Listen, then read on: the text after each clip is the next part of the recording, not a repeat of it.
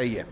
ہاں ونحر، اور اس کے لیے قربانی کرو، اور قربانی کرو یعنی یہ بھی قربانی بھی اللہ کے لیے ہونا چاہیے. شیخ محمد بن عبدالوہاب نے کہا کہ جب تم نے یہ اللہ کا یہ قول بھی جانا وہ اطاعت اللہ، اب تم اللہ کی اطاعت کر رہے ہو اس فرمان کے جواب میں، اور ایسے اور بھی قرآن میں فرمان ہے، تم نماز پڑھ رہے ہو اللہ کے لیے اور اللہ کے لیے قربانی کر رہے ہو.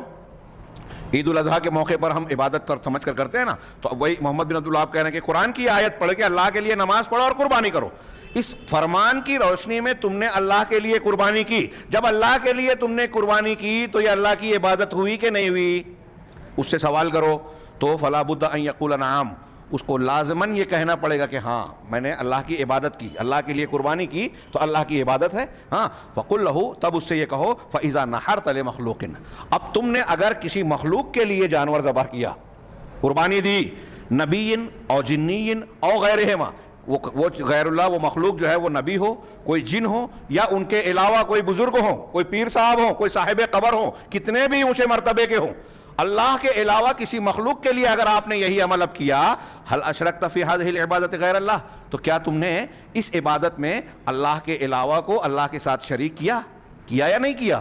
فلا بد ان یقول، فلا بد ان یقر ویقول نعم، تو اس کو یہ مانے اور کہے بغیر چارہ نہیں ہے کہ کہے ہاں اللہ کے لیے تم ذبح کر رہے ہو تو یہ عبادت ہے.